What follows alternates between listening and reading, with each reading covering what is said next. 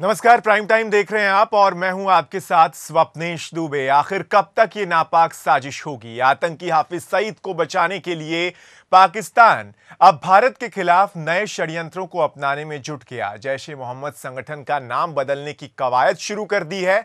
आखिर कब पाकिस्तान अपनी हरकतों से बाज आएगा? इस रिपोर्ट में देखिए।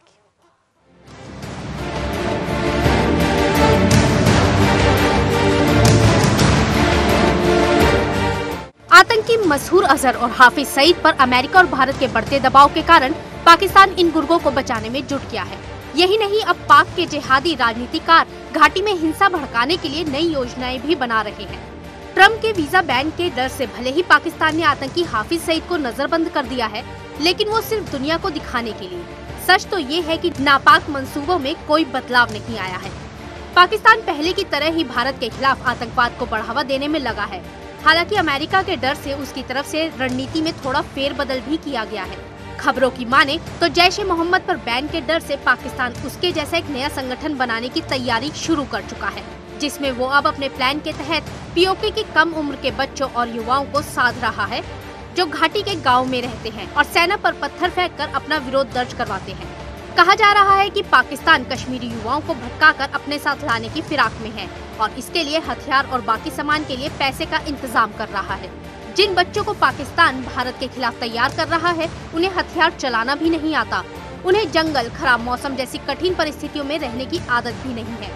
पाकिस्तान की इन हरकतों से तो एक ही कहावत याद आती है कि कुत्ते की पूंछ कितनी भी और कैसे भी सीधी करने की कोशिश की जाए, लेकिन वो रहती टेढ़ी ही है। मसूद अजहर और हाफिज सईद आतंकी सरगना है। भारत में बड़े आतंकी घटनाओं के लिए ये दोनों जिम्मेदार हैं। कश्मीरी आतंकियों की फंडिंग करने की व्यवस्था करते हैं ये दोनों आतंकियों पर विश्व समुदाय की पैनी नजर है। दोनों के संबंध तालिबान और आईएस से जुड़े होने के कई प्रमाण मिले हैं। मसूद और हाफिज को आईएस से मिलता है निर्देश। सुनैना सिंह के साथ bureau report, Sudarshan news.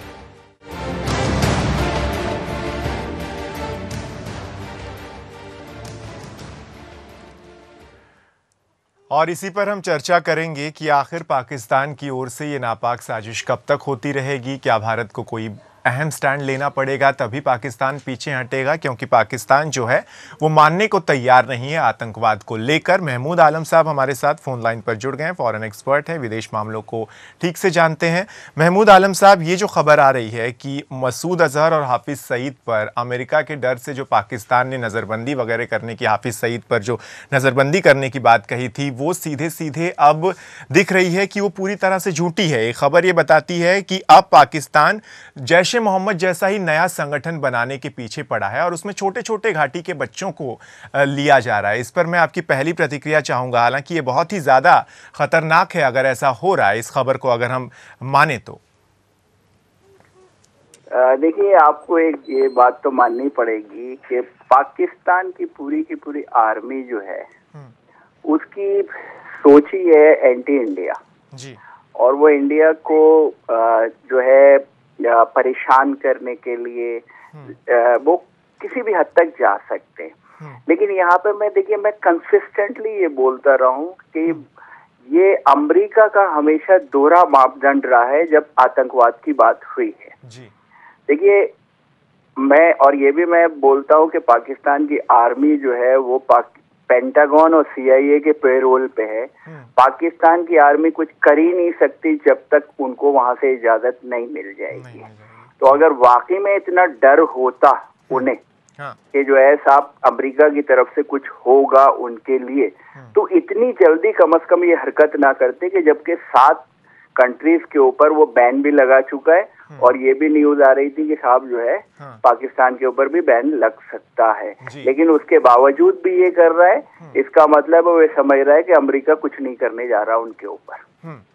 Mahmood Alam साहब, तो आपको क्या लगता है किस तरह के स्टेप उठाए जाने चाहिए? क्योंकि जब ये खबर सामने आई तो ये बहुत ही खतरनाक तरीके से जो रोंगटे खड़े कर देने वाली खबर थी कि सेना पर पत्थर फेंकने वाले जो युवा हैं, जो कश्मीरी युवा जो वहाँ पर हैं, जो सेना पर पत्थर नहीं फेंकते, वो शांति से रहना चाहते हैं, उनको भी एक तरह से वो भटका कर अपने साथ लाने की फिराक में है। तो आपको क्या लगता है कि हमें क्या करना चाहिए, हमें किस तरह की तैयारी करनी चाहिए? क्योंकि पाकिस्तान अपनी हरकतों से बाज नहीं आ रहा और वो आने वाला नहीं है जब तक अमेरिका अपनी दोहरी नीति अपनाता है। तो हमें क्या करना चाहिए आपकी नजर में? मैं तो हमेशा से ये बोलता रहा हूँ कि आतंकवाद से आपको अकेले ही लड़ना है, कोई आपका साथ नहीं देगा। आप ये देखिए, आज भी जो है पाकिस्तान में कितने सारे मुल्क जो है नेवल एक्सरसाइजेस कर रहे हैं। उससे पहले जब हमारे यहाँ पठानकोट हो रहा था तो रशिया की जो है वो जो है फौज जो है उनके साथ साझा अभियान कर रही थी वहां पे जो है। तो मैं क्या कह रहा हूँ कि देखिए, अब इन लोगों का, सारे मुल्कों का डबल स्टैंडर्ड है। आपको खुद ब खुद जो है अपना इतना सक्षम होना पड़ेगा, अपनी इंटेलिजेंस को मजबूत करना होगा, अपनी पॉलिटिकल विल दिखानी होगी। और मैं बड़े अफसोस के साथ बोल रहा हूँ कि हमने 1-2 सर्जिकल स्ट्राइक की और उसको इतना पॉलिटिसाइज कर दिया। 100 सर्जिकल स्ट्राइक करनी थी और उनको तबाह नेस्त और नाबूद कर देना चाहिए था। उसके बाद जो है उसका हमको क्रेडिट लेना चाहिए था। और हमारी कंट्री में होता क्या है, अनफॉर्चुनेटली उसको पॉलिटिकल माइलेज लेने की कोशिश की जाती है। जी, तो हमें इसका मतलब आप ये कह रहे हैं कि हमें पॉलिटिकल विल दिखानी पड़ेगी और सीधे 100 आप कह रहे हैं कि सर्जिकल स्ट्राइक करने की जरूरत है, तभी ये हो सकता है, क्योंकि पाकिस्तान है ही ऐसी चीज। और महमूद आलम साहब साफ तौर से ये कह रहे हैं कि सर्जिकल स्ट्राइक को लेकर जिस तरह से राजनीति हुई है वो नहीं होनी चाहिए थी। राजनीति करने वालों को भी सुन लेना चाहिए कि राजनीति से कुछ नहीं होता, अपने देश की जब बात आए तो एक साथ खड़ा होना होता है। लेकिन महमूद आलम साहब, ये जो बात है, खराब मौसम जैसी कठिन परिस्थिति में जिन बच्चों को रहने की आदत नहीं है उनको भी रखा जा रहा है, तो आपको क्या लगता है कि क्या भारत जो है वो तैयार है पाकिस्तान से लड़ने के लिए? अगर इस तरह से कुछ होता है, पाकिस्तान की ओर से अगर इस तरह का आतंकवाद आता है, तो क्या हम तैयार नजर आते हैं आपको किसी भी तरह से?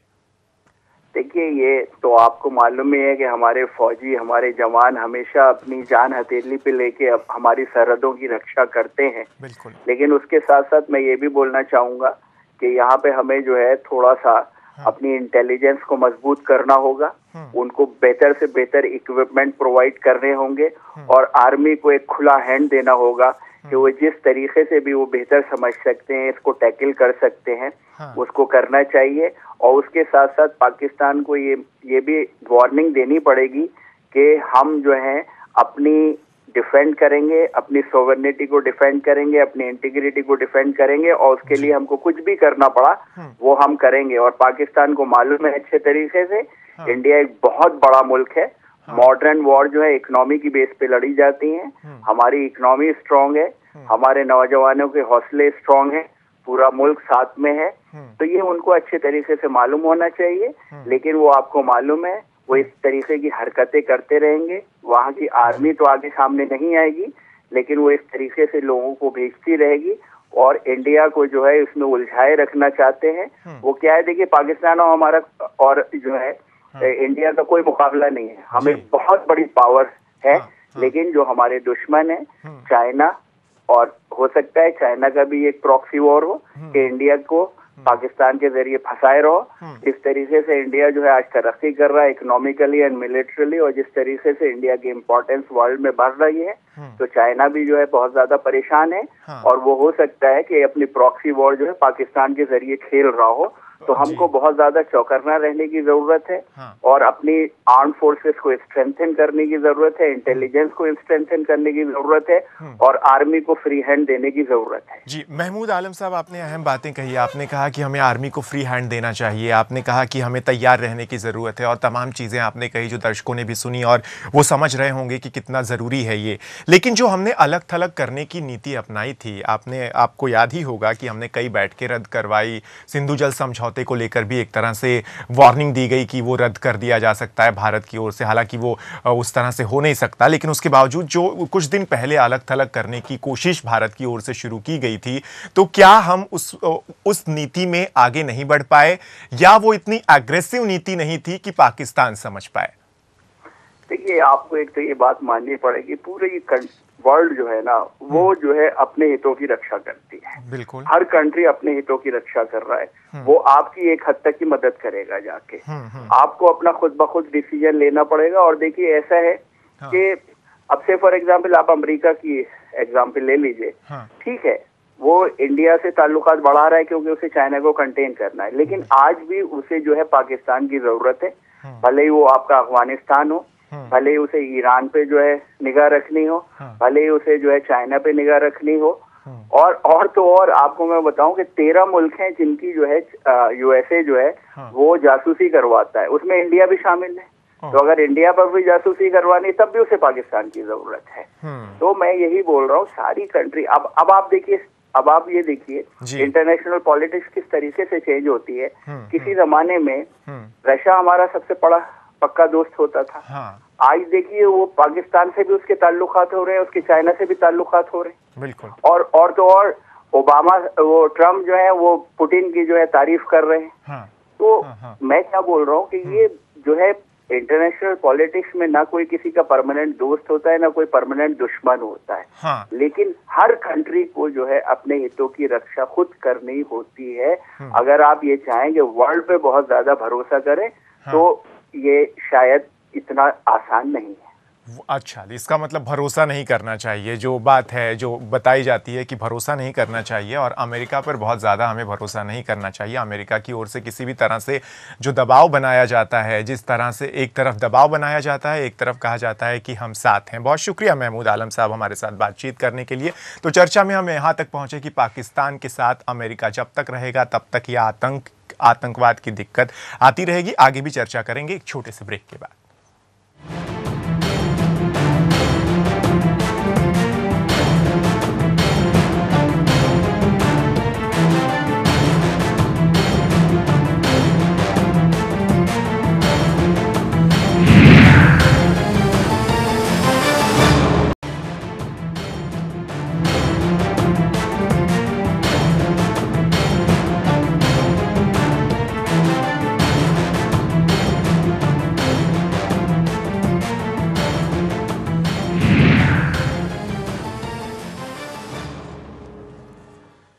तो हम बात कर रहे हैं पाकिस्तान के नापाक साजिश की। हम लगातार बात कर रहे हैं कि पाकिस्तान किस तरह से जैश-ए मोहम्मद पर अभी बैन भी नहीं लगा कि उसी डर से उसने एक नया जिहादी संगठन तैयार करने की बात सामने ला दी। हाफिज सईद जो आतंकी सरगना हैं, ये जो टीवी स्क्रीन पर आप देख रहे हैं, बड़े आतंकी घटनाओं के लिए जिम्मेदार हैं। भारत में कश्मीरी आतंकियों की फंडिंग की व्यवस्था भी करते हैं। दोनों आतंकियों पर विश्व समुदाय की नजर रहती है, पैनी नजर रहती है। दोनों के संबंध तालिबान और आईएस से जुड़े होने के कई प्रमाण मिले हैं। मसूद और हाफिज को आईएसआई से मिलता है निर्देश, लेकिन इंटरनेशनल पॉलिटिक्स की वजह से बैन अभी नहीं लग पा रहा। मसूद अजहर पर बार बार चीन की ओर से वीटो कर दिया जाता है, विरोध दर्ज कर दिया जाता है और इसीलिए इसी को लेकर जब बात आ रही है कि अब जैश-ए मोहम्मद पर बैन का डर है तो एक नया क्यों ना जिहादी संगठन बनाया जाए ताकि भारत में जो आतंक है वो जाता रहे। ये पाकिस्तान की मंशा है। जो खबर सामने आई है उसमें सीधे तौर पर इस प्लान के तहत पीओके के कम उम्र के बच्चों और युवाओं को वो साध रहा है जो घाटी के गांव में रहते हैं। और प्रफुल्ल बख्शी साहब रक्षा विशेषज्ञ हैं, हमारे साथ फोन लाइन पर जुड़ गए हैं। प्रफुल्ल बख्शी साहब, स्वागत है आपका। और सबसे पहले मैं आपसे सर यही जानना चाहूंगा कि आखिर पाकिस्तान के साथ किस तरह का सलूक किया जाए तब वो अपनी हरकतों से बाज आएगा, क्योंकि अभी खबर यह है कि जैश-ए मोहम्मद के बैन के डर से एक नया जिहादी संगठन जो भारत में आतंकवाद फैलाएगा उसे तैयार करने की तैयारी पाकिस्तान ने शुरू कर ली है और उसमें पीओके के छोटे छोटे बच्चों को इस्तेमाल किया जा रहा है, उनको इस जिहादी संगठन में लाया जा रहा है। सर बिल्कुल, ये तो पाकिस्तान की आईएसआई और आर्मी की जो नीति यही रही है कि कश्मीर में इंडियन कश्मीर में और पीओके में ये इस बात को पूरा की पूरी सहूलियत दी जाए और इस बात को बढ़ावा दिया जाए। और उसमें पार्टियों का नाम चेंज करना वगैरह ये बड़ी साधारण सी बात है।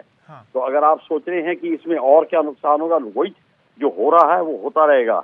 मतलब ये है कि ये पाकिस्तान अपना कार्यक्रम करता रहेगा। ये जो नई जो बात बता रहे हैं ये बात होती रही है और होती रहेगी। मसूर और ये अजहर, ये क्या कहते हैं, ये जो लगे हुए हैं, दोनों आप इनको चाहे कितना भी बैन कर दीजिए, चाहे कुछ कर लीजिए, कश्मीर चाइना का इनको पूरा समर्थन मिला हुआ है और इस काम को अंजाम देते रहेंगे ये। और अमेरिका ने इनको डराया धमकाया है, पर मैं आपको बता दूं बात, उससे कोई ज्यादा इनको असर नहीं पड़ने वाला। जो हम सोच रहे हैं, लेकिन हमको बात सारी है, मोटी सबसे बड़ी बात ये है, हमारी तैयारी पूरी होनी है। हमारे को जो नुकसान तो होएगा ही, ये कश्मीर में हमें छोटे छोटे युवक और युवतियां और ये जो बच्चे हैं, ये हथियार भी उठाएंगे, पत्थर भी उठाते हैं, भारत की खिलाफत भी करेंगे, तो हमको इस सब का सामना तो करना पड़ेगा। इसलिए हमारे को अपनी जो संगठन करना है, अपनी सिक्योरिटी को और मजबूत करना है, और हम इनको नजरअंदाज कर रहे हैं, ये तो आप मान के चलिए ये होगा। इसके बावजूद हमको जो कार्यक्रम करना है, हमें उसको देखना है। प्रफुल्ल जी, इसका मतलब आप मान रहे हैं कि हमें सामना तो करना पड़ेगा। जो नया जो जिहादी संगठन है जो सामने आएगा, जिसमें छोटे छोटे बच्चों का इस्तेमाल किया जा रहा है, ये कोई कुछ नया नहीं करेगा, उसी आतंकवाद को अंदर लाएगा, उसी आतंकवाद को भारत में लाएगा जो जैश ए मोहम्मद और तमाम आतंकी संगठन करते हैं। लेकिन सर, इन बच्चों को बचाने के लिए जो कश्मीरी युवक जिनको भटका कर उनसे हथियार और सामान मंगवाया जा रहा है, उनको बचाने के लिए क्या हम कुछ कर सकते हैं? क्या भारत की ओर से इसमें कुछ पहल की जा सकती है आपकी नजर में? क्योंकि जिनको लिया जा रहा है, जिन बच्चों को लिया जा रहा है, उन्हें हथियार तक चलाना नहीं आता, उन्हें जंगल, खराब मौसम जैसी कठिन परिस्थिति में रहने की आदत भी नहीं है, बावजूद इसके उन्हें लिया जा रहा है और एक तरह से ट्रेनिंग अब दी जाएगी। देखिए, उनको लिया भी जाएगा, ट्रेनिंग भी दी जाएगी, ये सारा कार्यक्रम होगा। अब हम ये अपने से पूछ रहे हैं कि हमें क्या करना है। सबसे बड़ी बात है कि जितनी आपकी सिक्योरिटी तगड़ी होगी, उतना इन पर पाबंदी लगाई जाए, इनके ऊपर डेली जो पुलिसिंग हो, इनको पकड़ा जाए, इनको अरेस्ट किया जाए, और हमको रूथलेसली काम कर रहे हैं इनके खिलाफ। रूथलेसली का मतलब रूथलेसली, और नए कानून बनाए जाएं कि जो देश के खिलाफ विद्रोह कर रहे हैं उनकी सजा बहुत ही गूढ़ समझ सजा हो, जिनको ये सारी चीजें अगर हम नहीं करेंगे और हम शर्माते रहेंगे, जैसे कि आपको वो मध्य प्रदेश के पुराने चीफ मिनिस्टर ने कह दिया कि टेररिस्ट को क्या कहते हैं टॉर्चर करना है, तो उसमें ही हमारी सांस फूल गई, सुनते ही फूल गई। अगर ये रवैया रहा तो हम कुछ नहीं करने वाले होंगे। हमको तो रूथलेस काम करना है, ruthless action take ruthless measures. लेकिन क्या प्रफुल्ल जी हम तब तक ले पाएंगे जब तक अमेरिका और पाकिस्तान के रिश्ते एक साथ रहेंगे? क्योंकि जो तमाम जगहों पर मैं पढ़ रहा था तो उसमें यह भी सामने आ रहा था कि एक तरफ अमेरिका भारत के साथ भी अच्छे संबंध चाहता है, पाकिस्तान के साथ भी जब जरूरत पड़ती है और उसके साथ भी अच्छे संबंधों की बात करता है, उसकी भी मदद करता है। क्या तब तक हम आतंकवाद खत्म कर पाएंगे जब तक अमेरिका पाकिस्तान के साथ रहेगा, चाहे जितनी भी रूथलेस हम नीतियां अपना लें? क्या तब तक ये हो पाएगा सर? देखिए, जब तक हम अपनी नीतियां नहीं अपनाते तब तक कुछ नहीं होगा जी। हमारे को बहुत रूथलेस नीति अपनानी है। हमको इससे कोई बात से शर्म नहीं करनी है, और आगे बढ़ के हमें कार्यक्रम करना है। और दूसरी बात है, हमारे को ये इस चीज को पूरी अपनी जनता को, अपने देशवासियों को, अपने युवकों को, स्कूल के बच्चों को इन चीजों के बारे में बताया जाए। हमारी जो पब्लिसिटी है इस बात के बाद बड़ी कमजोर पड़ती है। हमारे लोगों को पता नहीं है ये क्या हो रहा है। जब तक ये नहीं बताया जाए और हम असाधारण इनको पनिशमेंट जब तक नहीं देंगे, तब तक कुछ बात नहीं बनेगी जी। ये तो एग्जेम्पलरी पनिशमेंट जिसको कहते हैं, जैसे कि नमूना पेश हो सबके आगे, हमें वैसे ही इन लोगों को सजा देनी है, जैसे कि एलिमिनेट कर रहे हैं आप। इसलिए मैं कहता हूँ कि अब उमा भारती की बात को सुनिए और सोचिए क्या हमारे को प्रॉब्लम है, फिर आपको पता चलेगा जी। तो साफ तौर से आप ये कह रहे हैं कि हमें एक रूथलेस पॉलिसी अपनानी पड़ेगी और साफ तौर से आगे आकर ये बात करनी पड़ेगी। जब तक हम एक कंट्री के रूप में आगे नहीं आते तब तक किसी भी तरह से चीज़ें ठीक नहीं होने वाली। तो सर, मैं आपसे एक फाइनल कमेंट इस पर चाहूँगा कि ये जो इसकी रणनीति है अजहर और हाफिज़ को बचाने की, क्या ये जो नया जिहादी संगठन है ये सिर्फ और सिर्फ हाफिज़ और अजहर को बचाने के लिए है, या फिर वही जो पुराना आलाप है कि भारत में आतंक जाता रहे और वो अस्थिर रहे, ये उसके पीछे की मंशा आपको लगती है? Sir, final comment. दोनों ही हैं। अच्छा, दोनों ही हैं ये।